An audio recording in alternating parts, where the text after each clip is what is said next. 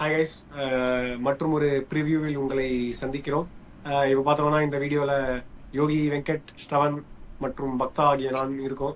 இந்த மேட்ச்ல வந்து நாங்கள் ஜிடி வெர்சஸ் கேகேஆர் நாளைக்கு நடக்க போகிற ஜிடி வெர்சஸ் கேகேஆர் மேட்ச் வந்து ப்ரிவியூ பேச போகிறோம். பாவப்பட்ட டீம், கம்பேரிட்டிவ்லி கொஞ்சமாக பாவப்பட்ட டீம். 2 நாளைக்கு 2 பேருக்கு மேட்ச் நடக்குது. என்ன பேச போகிறோம், நீங்களே பேசுங்க. ஜிடி நான் பாவப்பட்ட டீம்லாம் சொல்ல மாட்டேன். அவங்க கொஞ்சம் ஓரளவுக்காவது கம்பேக் கொடுக்குறானுங்க, பவுலிங் நல்லா போடுறானுங்க.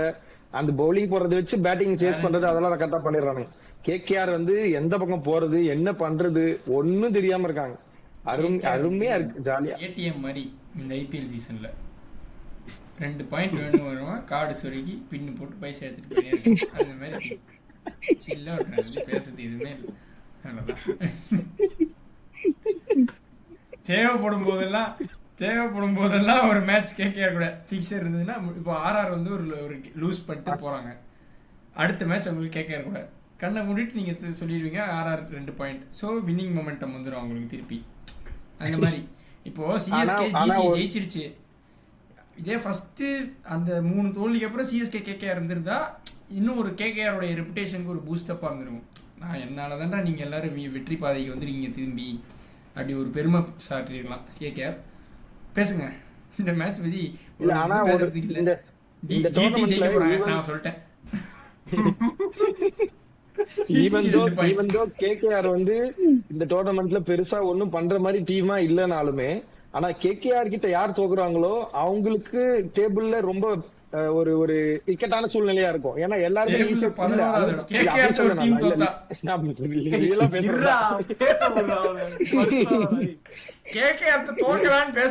இல்லடா, ஏதாவது இண்டிவிஜுவல் பிரில்லியன்ஸ்ல கேகேஆரும் ஜெயிப்பாங்களா ஏதாவது ஒரு மேட்ச்? எல்லா மேட்சும் பாயிண்ட் எடுக்காம போக மாட்டாங்க, ஏதாவது மேட்ச் பாயிண்ட் எடுப்பாங்க. அந்த டீம் யாரோ அவங்களுக்கு டேபிள்ல ரொம்ப வந்து ஒரு மாதிரி நெகட்டிவ் சிச்சுவேஷன் ஆயிடும். அதுவும் அந்த மிடில்ல இருக்க டீம் கிட்ட யாராவது கேகேஆர் கிட்ட தோத்தாங்கன்னா அது ரொம்ப கஷ்டம்.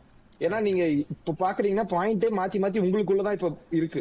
ஏன்னா டாப் டீம் மேல போயிட்டு இருக்கு, நல்லா தெரியுது. ஆர்சிபி, பஞ்சாப் எங்கேயோ போயிட்டாங்க, ஆர்ஆரும் கிட்டத்தட்ட போயிடுவாங்கன்ற மாதிரி தான் தெரியுது. சோ 4th ஸ்பாட்டுக்கு தான் நீங்க மீதி எல்லா டீமுமே கேம்ல தான் இருக்கு இப்போ வரைக்கும். கேகேஆர், எம்ஐ தவிர இப்போதைக்கு நான் 5th கேம் முடிகிற வரைக்கும் சொல்றேன். மீதி எல்லா டீமுமே கேம்ல தான் இருக்கு. சோ நீங்க இந்த இப்போயும் இதுக்கப்புறம் எல்லாம் இந்த டீமுக்குள்ள நடக்கிற மேட்சஸ் தான் ஜாஸ்தி. சோ நீங்க கேகேஆர் கிட்ட தோக்குறவங்களுக்கு ஒரு ஒரு ஒரு நெகட்டிவ் பாயிண்ட் இருக்கும். சப்போஸ் கேகேஆர் யாரோ ஒருத்தர் இப்போ எக்ஸாம்பிள் ஜிடி அடிக்கிறாங்கன்னு வச்சுக்கோங்க. இப்போ ஜிடி வந்து கேகேஆர் கிட்ட தோக்குறாங்கன்னா மீதி எல்லாரும் கேகேஆர் கிட்ட போய் 2 பாயிண்ட் எடுத்துட்டு வந்துருவாங்க ஜாலியா. சோ அவங்களுக்கு ஒரு அப்பர் ஹேண்ட் இருக்கும்.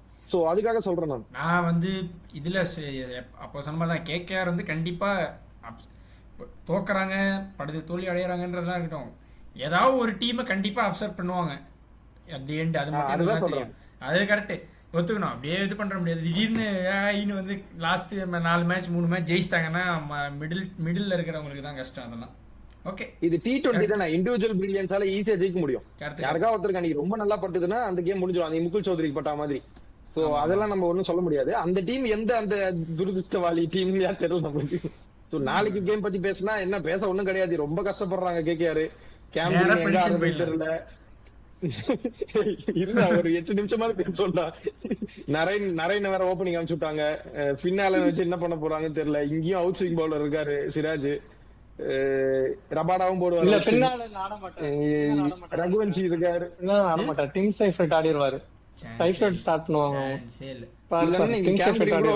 பரவாயில்லன்ற நான் அவர் கீழே ரொம்ப ஆர்டர் நீங்க மாட்டீங்கன்னா கேம்ப் மேல அனுப்பி விடுங்க. அவர் பவுலிங் போறதுனால நீங்க அவரை வச்சுதான் ஆகணும். அவரை டிராப் பண்ண முடியாது. ஏன்னா இப்ப பவுலிங் போறாரு, சும்மா 2 ஓவர் தராரு. அவரு எப்பா நீங்க பவர் பிளேல ஆரம்பிக்காதீங்க, அவரை பின்னாடி போட விடுங்களா. 7வது ஓவர் 8வது ஓவர் மாதிரி பவர் பிளே எல்லாம் போட விடாது. எல்லாருமே பின்னாடி தான் வச்சுக்கிறாங்க. இல்ல அவர் எல்லாருமே கார்த்திக் ஆகலையும் அவர் பவர் பிளேக்குள்ள கொண்டு வர மாட்டாங்க, வருண் சக்கரவர்த்தி கொண்டு வர மாட்டாங்க. நரேன் மட்டும் தான் ஒரு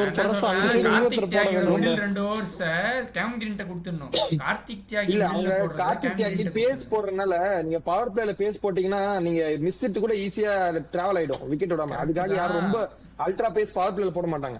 இல்ல நீங்க ரொம்ப வந்து தெரியற மாதிரி இருந்தாலும் பரவாயில்ல, லெஃப்ட் ஹேண்டர்ஸ் ஆனாலும் பரவாயில்ல, நீங்க இவனுக்கு கொடுங்க, அவனை ஸ்பின் நல்லா தான் போடுவான். நீங்க தேவையில்லாம அவனை உட்கார வச்சு லெஃப்ட் ஹேண்டர்ஸ் ஆடுறான். அனுகுல் ராய்க்கு லெஃப்ட் ஹேண்டர்ஸ் ஆடுறாங்க, உட்கார வைக்கலாம் தேவையில்லை. நீங்க டிசிஷன் இப்ப நீங்க 2 பேர் தான் போடுவாங்க தெரிஞ்சாலும் பரவாயில்ல. வைபவ் ஒரு பக்கம் போட்டோம், அனுகுல் ராய் போட்டோம்.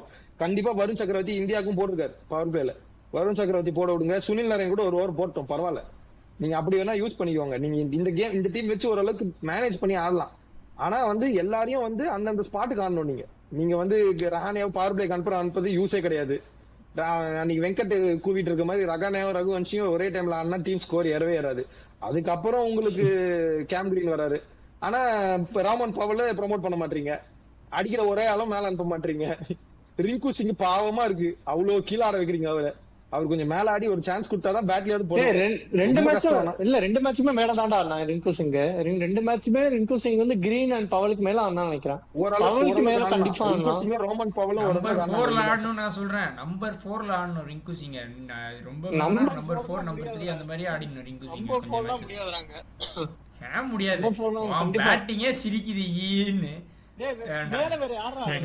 எங்கயாவது ஆட வச்சு கிளிக் பண்ணுடா. பண்ணி களைச்சு போடுங்க, ஏதாவது பண்ணி இது பண்ணுங்க. இதுக்கப்புறம் உங்களுக்கு ஒண்ணும் கிடையாதுடா. களைச்சு ஒரு இது எடுத்துக்கோங்கடா. 11 பேரையும் அந்த பானைக்குள்ள போடுங்கடா. குலுக்கி கொட்டுங்கடா.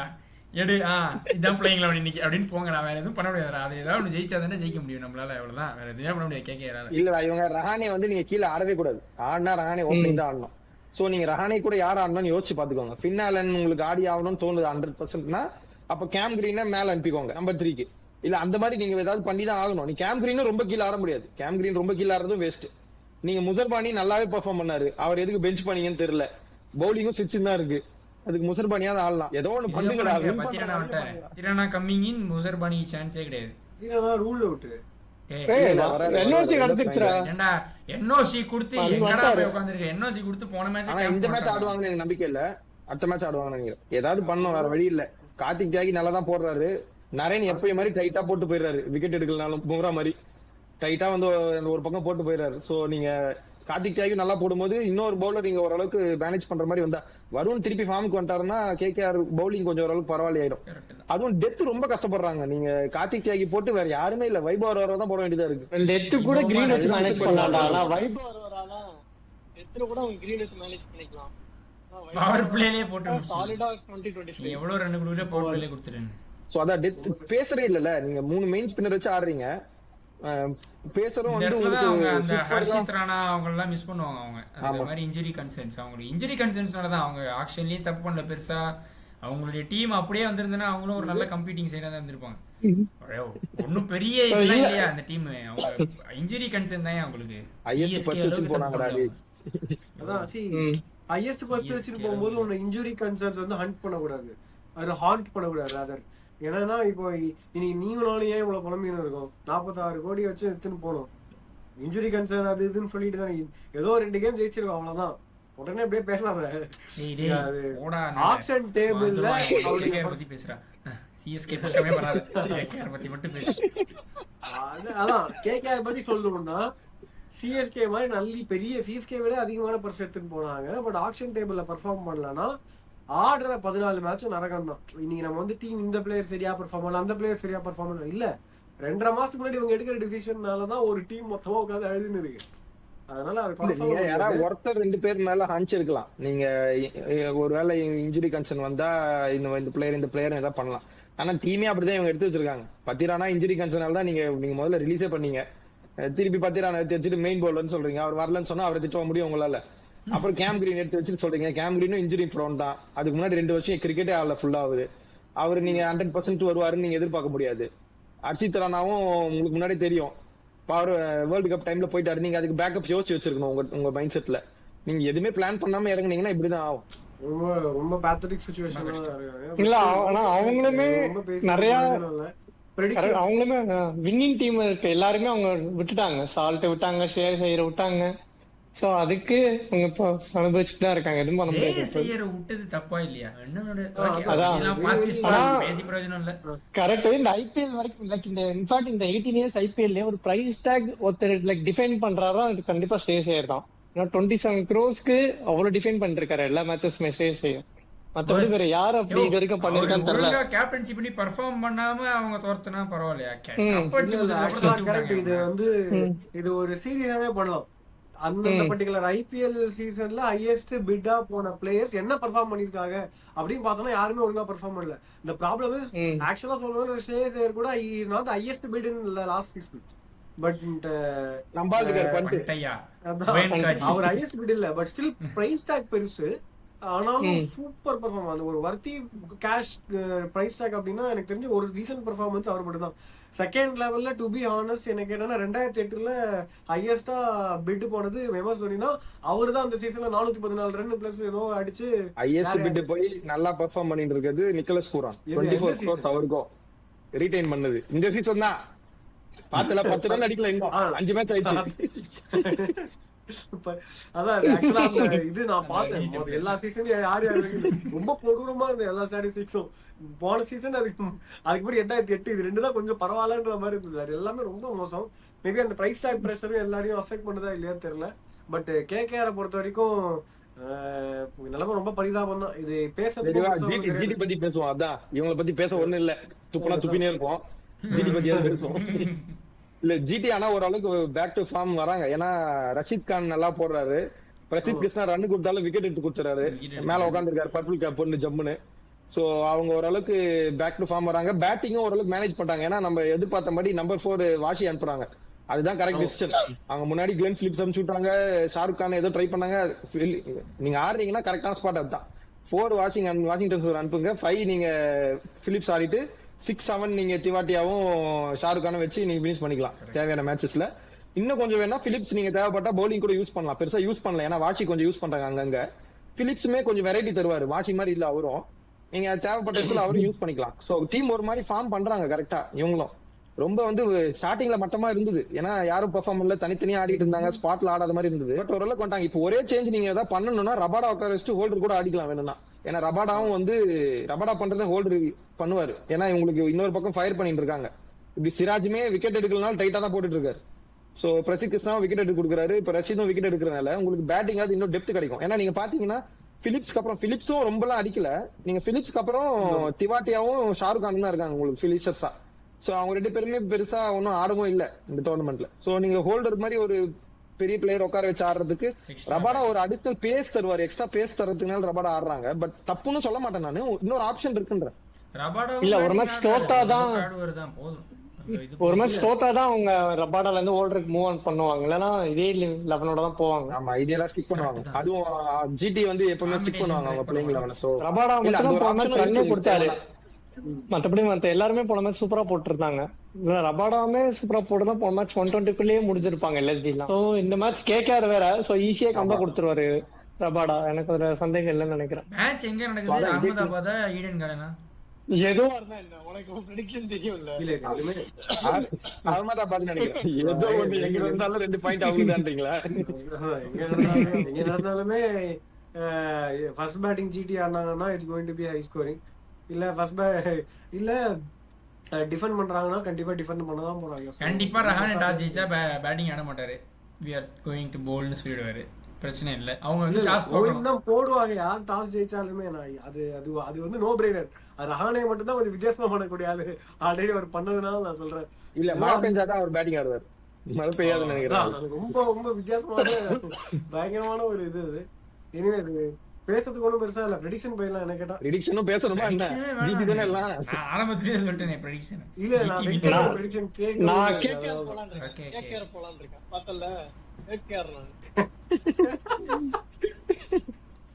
இல்ல. இப்ப என்னன்னா அவன் வந்து ப்ரெடிக்ஷன்ல ஒரு அங்கங்க 4-5 தப்பு பண்ணிட்டான், ஓகேவா?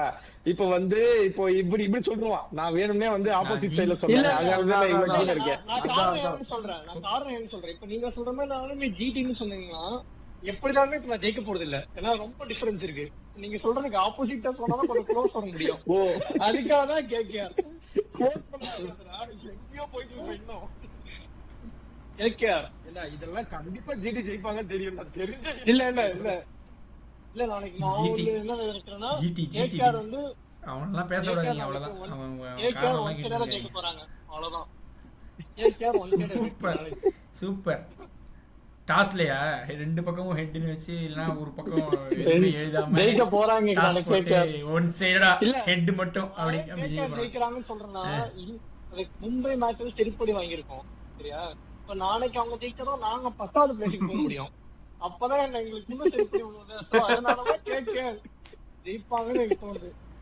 எங்களுக்கு செருப்படி வாங்கி கொடுக்கறதுக்காக, அதாவது பாராட்டுறதா இருந்தாலும் சரி, காரி துப்புறதா இருந்தாலும் சரி, உன் டீம் நீ தான் சிறப்பா செய்வல. கேகேஆர் நாளைக்கு ஜெயிக்கிறாங்க. இல்ல இவன் கூட செகண்ட் தான், ஹர்திக் பாண்டியா தான் ஃபர்ஸ்ட். ஓ ஓகே ஓகே. கேகேஆர் வெற்றி இதை பத்தி கொடுப்பாங்க. பேசலாம் ஒண்ணும் கிடையாது. சரி டாப் பெர்ஃபார்மன்ஸ் டாப் நான் பெர்ஃபார்மன்ஸ் join பண்ணாத ஹரியும் வந்து ஜிடி சைடு தான் போயிருக்காரு. சோ டாப் பேச டாப் ஒண்ணும் இல்ல. பெர்ஃபார்மன்ஸ் சொல்லுங்க. யார் நல்லா பெர்ஃபார்ம் பண்ணுவாங்க நாளைக்கு? ஜிடி சைடுல எல்லாரும் ஜிடி ஏய் எல்லாம் சொல்லுயா ஒருத்தரே. எனக்கு தெரிஞ்சு நாளைக்கு பிளாட் ட்ராக் அகமதாபாத் நான் பட்ல சொல்றேன் நான். பட்ல அதான் ஒருத்தர் கில்லு ஒருத்தர் சாய் சொல்லுங்க. ஃபின்னாலன் நான் ஃபின்னாலன் சொல்றேன். ஆனா பின்னால என்ன அவருக்கு என்ன ஆச்சு? பின்னால நிப்பறோம். இப்ப என்ன 100 ஃபின்னாலன் 100 அடிச்சு கேகேஆர் தோத்தா ஃபின்னாலன் நல்லா ஆடினாரு. இது கரெக்ட் அவ்வளவுதான். பின்னாலே ஆட மாட்டாங்க. ஏதோ போற மாத்துவாங்கன்னு நினைக்கிறேன். மாத்துவாங்கன்னு நினைக்கிறேன். 100% ஃபின்னாலன் ஆடுறாரு. நான் இந்த வீடியோ முடிக்கிறேன் இதோட. அவ்வளவுதான். 8 நிமிஷம் பேசலாம்னு சொல்லி 16 நிமிஷம் பேசிருக்கீங்க. Time waste. இந்த ரிவ்யூ முடிவடைகிறது. 4 பேர்ல 3 பேர் ஜிடி, 5 பேர்ல 4 பேரு ஜிடி ஜெயிக்கும் சொல்லியிருக்கோம். ஒருத்தர் மட்டும் கேகேஆர் ஜெயிக்கும் சொல்லியிருக்காரு. நாளைக்கு ரிவ்யூவோட உங்களை வந்து சந்திக்கிறோம். இத்துடன் உங்களிடமிருந்து வெளியே போவது உங்கள் உல்ஃபர். ரிவ்யூ வேற போடுங்க இந்த மேட்சுக்கு. முடிச்சிட்டு பயவல நினைச்சா நாங்கெல்லாம் வயிறு நிறைய சாப்பிடணும், வஞ்சனம் இல்லாம உழைக்கணும். ஆஹா, அருமையான பாலிசி. Keep it